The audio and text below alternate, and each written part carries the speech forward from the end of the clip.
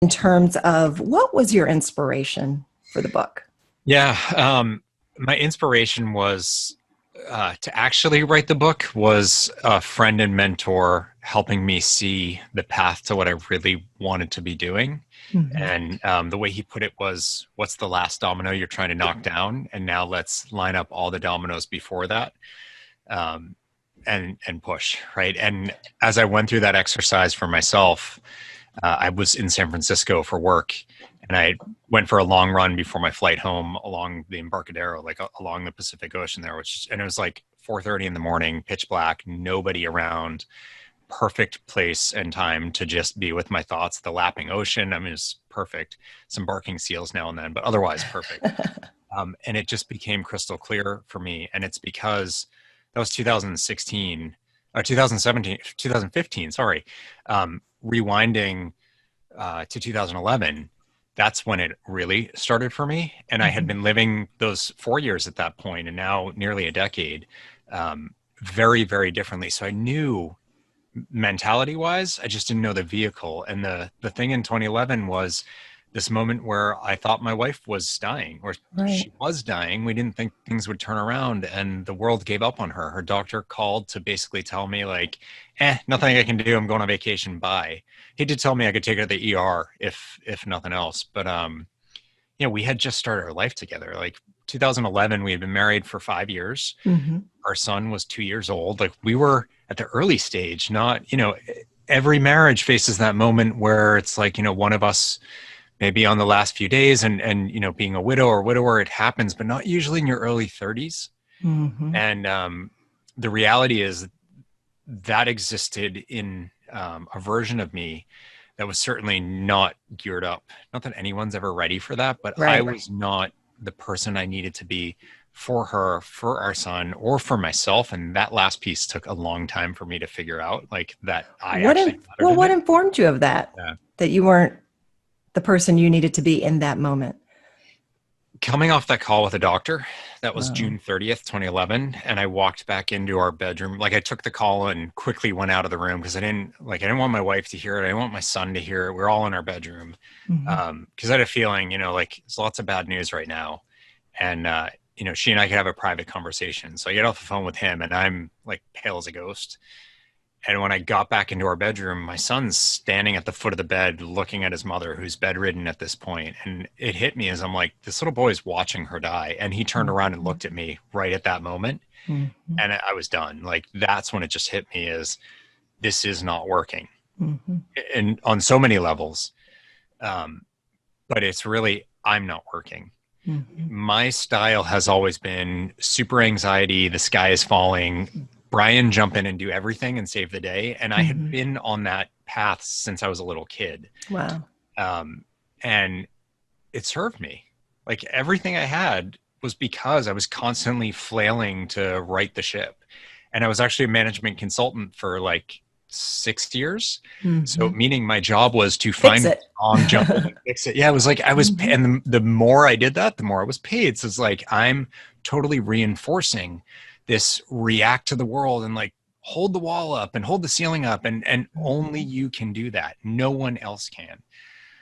Which means if someone else is doing something and I see a better way to do it, or I think they're not doing it well enough or fast enough, it's like, step aside. Let me just say, let me throw my cape on. Yeah.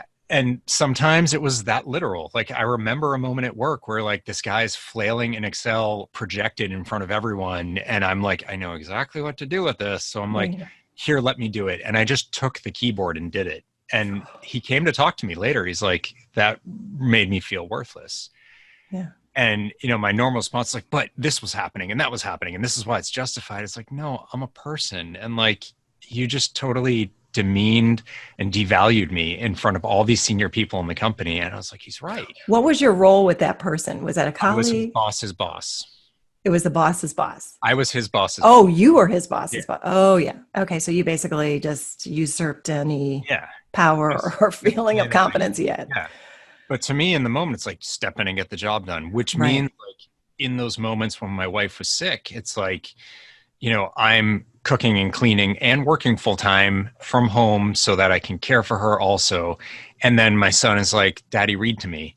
And it's like, I can't do that. I have to do this, or I have to, she's freaking out understandably and just needs me to sit with her and hear her. And I'm like, I don't have time because I've got this and our son's about to wake up, and, constantly like out of my way. There are things that need to be done to keep the roof on this house. Yeah. And in one way I was 100% right, but in another way I was 100% wrong. Like I was doing everything and keeping things, but I wasn't like, that's not what my wife needed. Like, yeah, she needed food or she needed her clothes or whatever, but she needed her husband to sit with her when she's scared for her life, to just sit with her and not tell her why she needs to do this and do that. And the doctor said this, and just like, that is unbelievably hard. And therein is when we realize we're not on an island. Yeah. Right. We don't live by ourselves. Yeah. We don't work by ourselves. Well, now I guess kind of we do in the midst of this pandemic. But that being said, recognizing how much others need from you. And it was so powerful when you mentioned that look on your son. On your son's face when he's looking at your wife here, and then is looking for you for some sort of something. And if it's just okay, read to me. Yeah. And how we show up in those moments. And that's where, as parents in particular, we don't have a playbook. Yeah. But man, that mirror is powerful because they are reflections of us. And we have a responsibility in terms of how we're shaping their world. That was the piece that hit me. Is like my reasons for having my anxiety issues were from my parents getting divorced when I was really little and me not having that. So now I'm in a situation where my own child, not divorced, but losing his mother, which is like not comparing one person's hardship to another, but that is profoundly harder to deal with, I think. Yeah. And of course, for your own child, like you hurt thinking about that. And so to think like this little boy is losing the person who's the center of his world. She stayed at home with him. Like that was his everything. It's all he knew. It's all he knows. Yep. And if he's going to have any shot at happiness, and I'm the only parent he has, that's not a good combination. Like, I am not serving him. And of course, like I want nothing more than for him to grow up and to be happy and love his life. And he has that possibility, even if she's not here, but not the way that I'm behaving. And that human mirror that reflected right back on me. Well, and powerful awareness at home and at work with that instance where we got to get this done, move over, I got this. That's a challenge I'm finding where oftentimes first-time managers are not really prepared in terms of how to manage. It's not about you having the answers to all the questions. It's about how do you support your team in getting those answers, being the best. They have opportunities greater than you can even imagine as a manager. And if you keep a ceiling on that, that's all you're going to get. And so how you bring about success and increased performance and much of what you're talking about in Do a Day, each of us carries a level of responsibility. It's not just the manager's fault. It's not just the teammates' fault, but all of us carry some responsibility. So let's go ahead and pivot to that in terms of who you have supported and think about some client success stories. In particular, someone who you've supported move from challenge to triumph. There's three clients that tend to come to my mind really strongly in this. I think my first non-friend or family or somehow my friend Bryan, you should talk to him, but just like genuine off the street commercial client was someone who, a lot of my early work was with people who struggled with their weight. And because I used to be obese, like I grew up about 100 pounds overweight, and that's a big part of my backstory. So that resonates for people. And I feel strongly like if you're thinking about a coach is someone who's walked the path that you're on, someone who has struggled in the same way. And it's not that intelligent people can't understand, like, oh, I understand what you're explaining to me, but if I've actually lived it, it's a bit different often. It doesn't mean they're naturally a fit, but things are lining up. And so she came to me for that reason. And people are like, well, what do people come to you for coaching on? And I would say a bit crassly, like, I don't care. Of course I care. But the point is, I don't think we're these like vacuum compartment pieces of our, like, oh, I just need to work on my weight. Nothing else matters. Like, no. You're a complex, intertwined person. What's going on in your personal life, in your work life, in your family, in your everything matters for your weight, for your everything. Yeah. So she came to me for, I'm eating too much. I can't say no to the treats at work. There's always cookies and cake. And so I'm putting on weight. And I used to be an athlete in college and I'm not anymore. And so I want to lose weight. Help me fight those cookies. And so in the back of my head, I'm like, right. It's not like, so just don't eat the cookies. If only right. It's not about the cookies. Why are you eating the cookies? What? So we dug into the bigger picture of her life and what was going on and why it was going on. And one of the key things was she didn't actually know what she wanted or why she wanted it. Like, not being chubby is not a goal. Yeah. Like, no one's like, like I used to describe myself for the first several years after I lost weight. I was like, I used to be fat and now I'm trying not to be. What kind of goal is it? Like, hi, I'm Bryan and I try not to be fat. Yeah. That sounds like a great way to, and that's kind of what she was saying, right? Like, I want to be not chubby. Like, that's your life. Like, let's talk about what you really, because that's not something to give you fire. Yeah. I'm like, well, why do you want to not be chubby? Or can we set that aside? Like, what is it you actually want? And is that something that's profound? Is it enduring? Is it going to be there for you when you need to dig deep? Like, what are you hitting at? What's the purpose you're going for? And why are you doing that in the first place? And that's the work that we did. And frankly, like, that's what I do with anyone. The reason why she stands out to me is, yes, she lost the weight, but more importantly, she was there's a lot of levels to the nursing profession, different levels of certifications and education and income and import and impact. And so she was starting at the lowest rung of that. She's just early in her career. She now has a PhD. This is from 2012 or 2011 to today. She earned her PhD a couple of years ago. So she's multiple levels above where she was at in a very short amount of time. She looks amazing. Like, she's super fit. The coolest thing to me is she's coaching people now. And you see, like, if you look at pictures on social media from when we started out, like, she was fine, but there wasn't an energy in her. Right. She genuinely, and she's not one of these, like, every photo is faked and whatever. It's like just her natural life photos. She's happy. And I've talked to her and, like, it's real.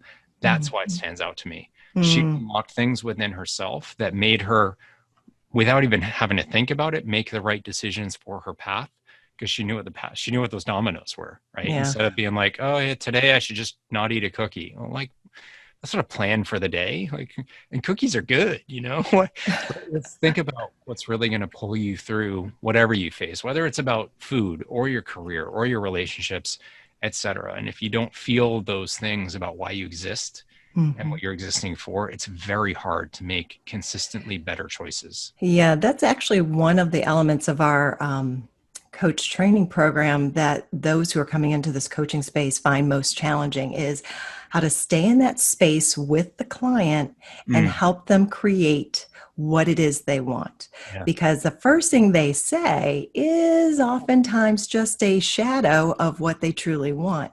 Yeah. And so inviting them to expand on that through visual cues. What will you be hearing when this happens for you? How will you feel? Yeah. And help them create a picture for themselves to make it real, such that they're like, yeah, that is what I want. And when they can create that picture in their mind, then the rest shows up, right? The behaviors, the patterns of thought. Yeah. And so it's so great to hear you say that. And along the lines of your coaching clients, what, just your wild guess, is the most frequently thing that people say they want that seems to just evade them? So there's, since Do a Day came out, there was a shift in why people come to me. So it used to be weight loss because people would see that, they'd see that in me. And with Do a Day, it is a bigger discussion. And so I find I'm talking to people either more about their career, or they're at a place where they're like, I need to shift my world. And for so many of us, that that comes down to what we're doing for work. When people ask, like, tell me about yourself, they either say like, I'm a wife, I'm a father, a husband, or like, I'm an accountant, doctor, insert career. Right. Mm-hmm. And there's a lot of people, I think this is really interesting, at different stages age-wise, where they've sort of woken up and they've said, how the heck did I get here? That's what I end up helping them most with and that could be a career shift. It could be a relationship thing. It could be any number of things. Often it's career. And I think the reason why is, I'm just having this conversation about my father. So my dad's a physician.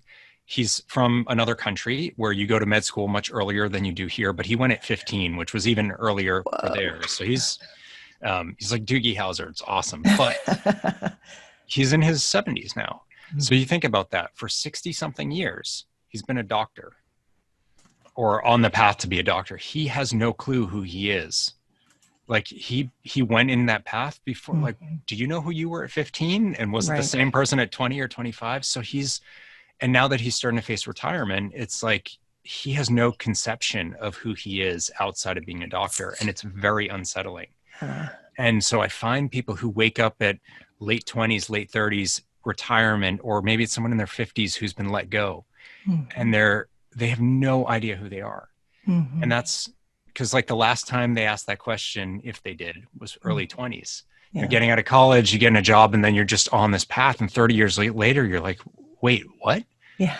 So that's what I end up with, is these sort of identity questions that from that the right career falls out, the right relationship to the people you're in relationships with, including yourself. Yeah. Like, who are they being, right? Yeah. How do I get to know who I am? Yeah. Right. And I have to admit, I went through that struggle, I want to say the better part of 2 years. Yeah.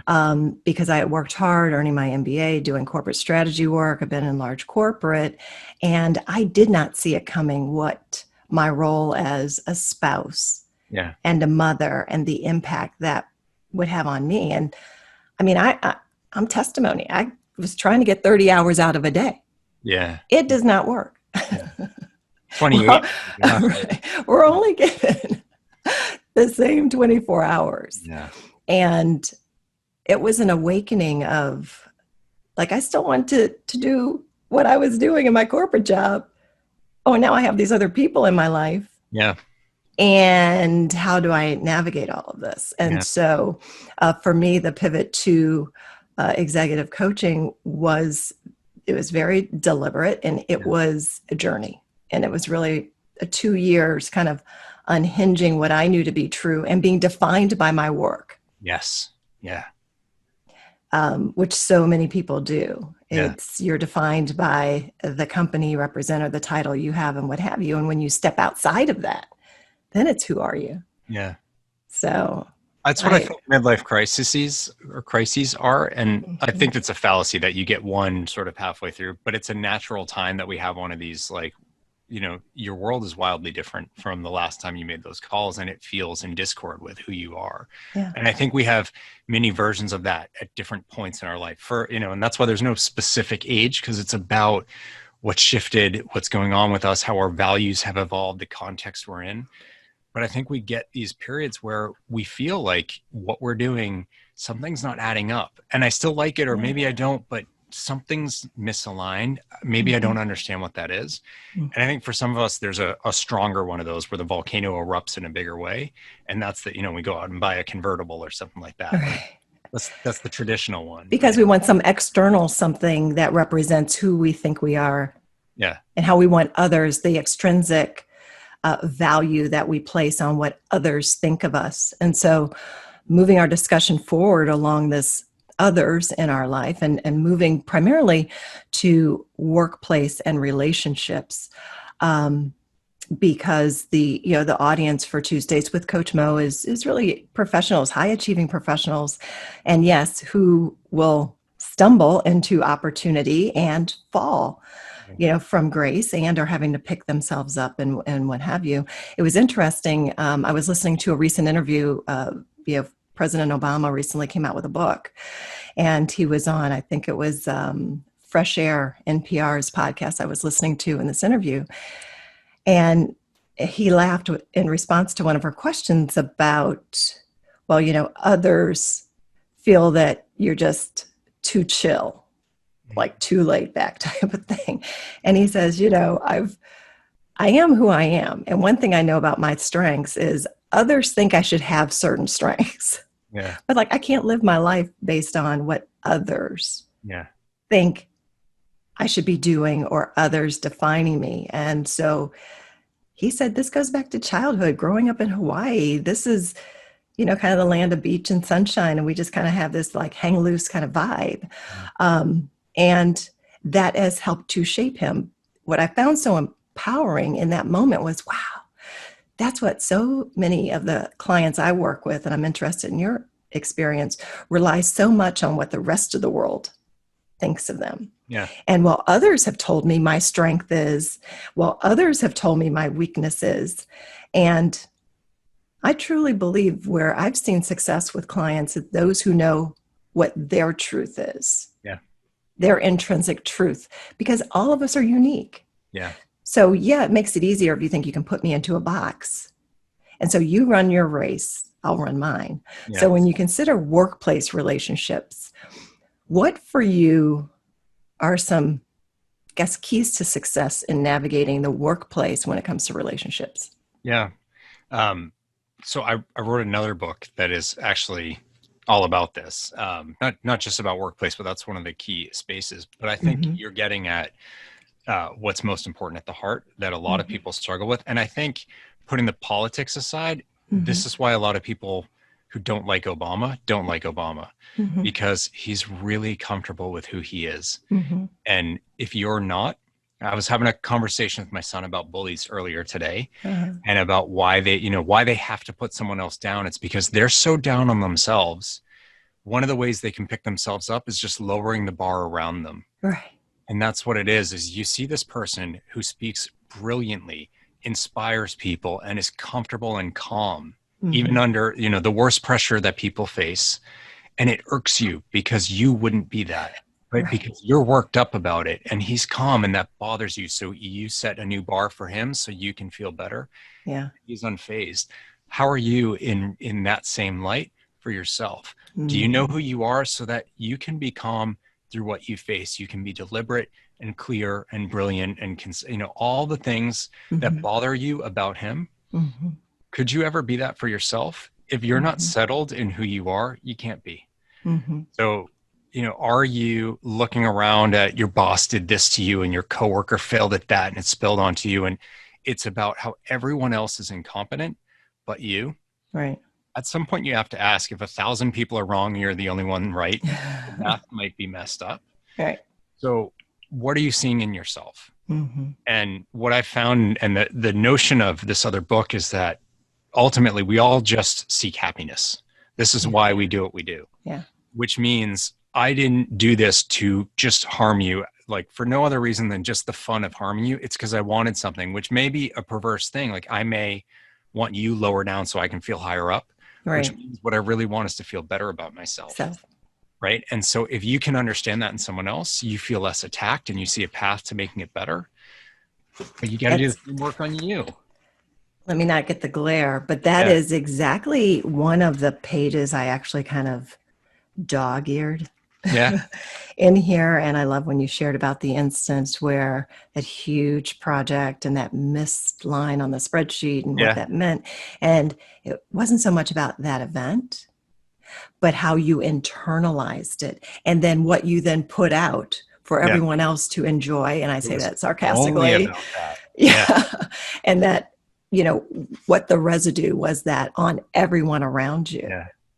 And so it is distinguishing between a failed event and the bridge to identity. Yes. And that it does not really well said. Identify you. Yeah. It is an event. And so if for nothing else, listeners, lean in. I like to even repeat this about distinguishing between an event, an activity, and you and your identity being separate from that. Because when we identify with an event, even events that go great, sometimes we get so full of ourselves because we've been doing such great things. Right.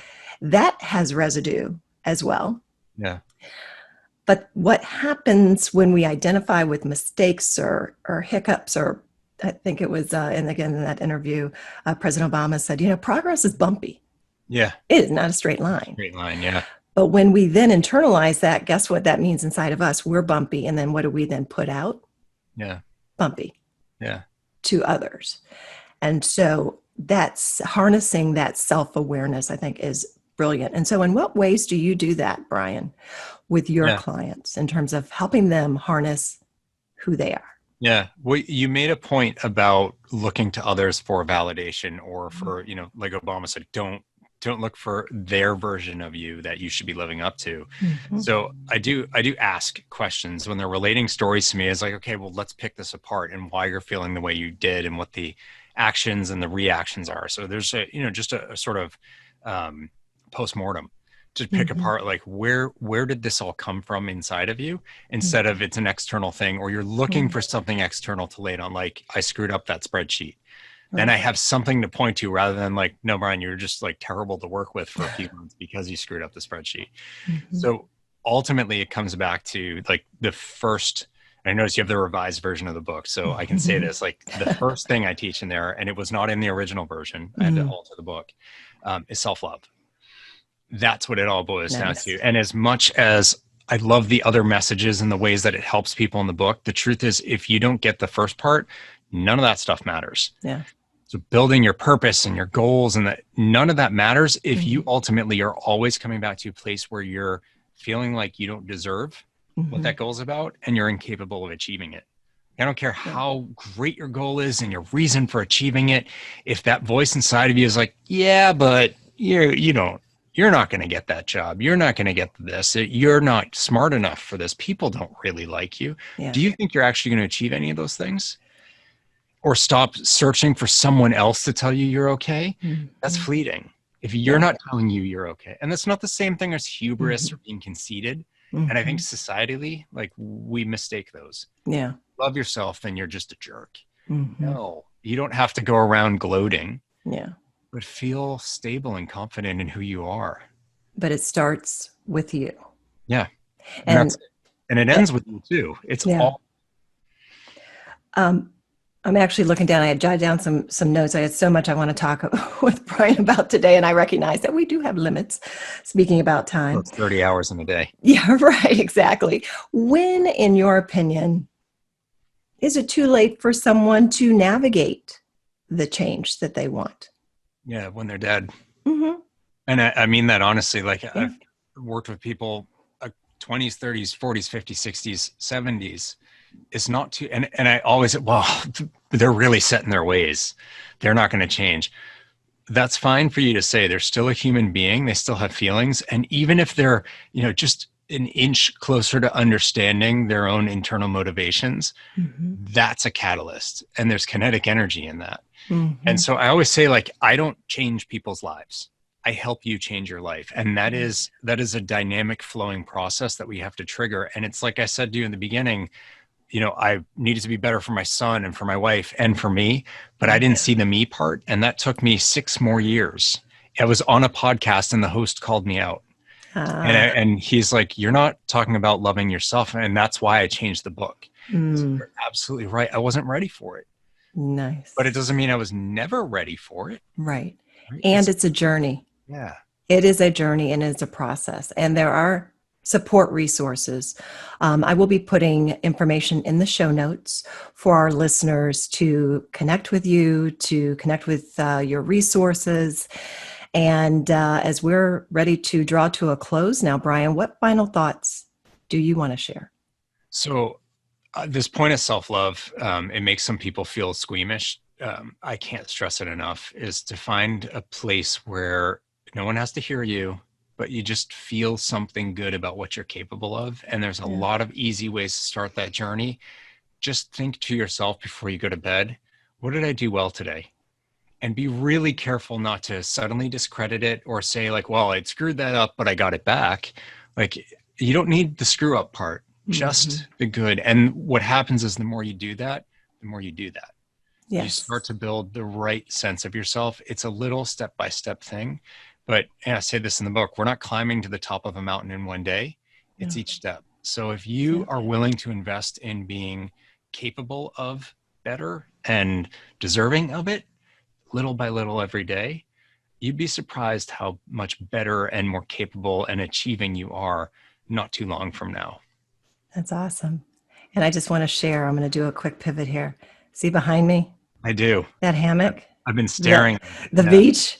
There you go. That's kind of my answer, because having that quiet, putting that quiet, being deliberate about putting quiet in my life, and just thinking and